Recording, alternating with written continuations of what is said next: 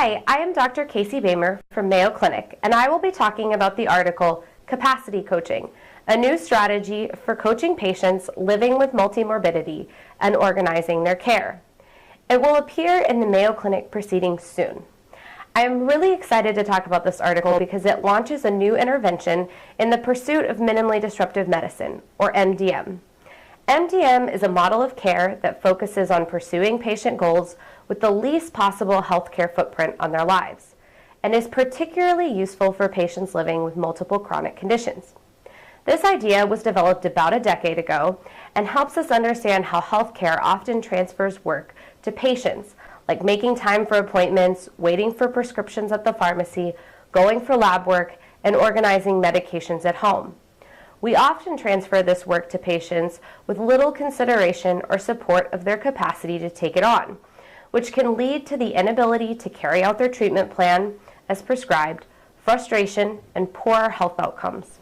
At the same time, our team at Mayo and internationally were developing the conceptual and theoretical foundations of MDM, the practice of health and wellness coaching was beginning to emerge as well as a recognized practice in the healthcare setting. The practice of coaching occurs between a person and a coach, where they work together using self-discovery and active learning to work toward the patient's goals. Because of their parallel development, until now, coaching hadn't been considered in light of how it might be customized for the growing population of patients living with multimorbidity. Our team at the Knowledge and Evaluation Research Unit at Mayo Clinic sought to create a specific type of coaching for patients overwhelmed by chronic illness, called capacity coaching. The practice is similar to health and wellness coaching in that the patient works one-on-one with a coach towards their goals. However, it is different because it focuses on building patients' capacity to adapt and thrive while living with chronic illness. And sometimes this means removing healthcare or self-care activities that are overwhelming given the patient's current capacity.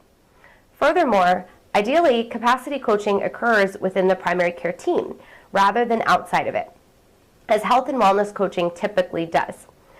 The way the practice of capacity coaching works is that a patient and a coach have an initial conversation where they begin by reviewing the I Can discussion aid that the patient completes right before the visit. This aid was designed to support conversations to understand what is going on in the patient's life and how that impacts their capacity for self-care, and what they have been asked to do to care for their health. Most importantly, it seeks to understand if those two things are working together or if the patient is overwhelmed. It also helps the coach understand what brings the patient joy and how health contributes to the pursuit of their life's hopes and dreams. The coach then uses open-ended coaching questions designed in alignment with the theory of patient capacity to continue the conversation with the patient and work towards building their capacity. Patient and coach meet as often as the patient feels is helpful and not burdensome. Between coaching sessions, the capacity coach also circles back to the primary care team to ensure that they know what the patient and coach are working together to achieve, and also where the patient may be overwhelmed, which can prompt the team to consider how to reduce the patient's treatment burden. Going forward, we need to work to understand how to best implement this intervention into primary care settings, and to test its impact on patient outcomes and quality of life, which are some of our next steps.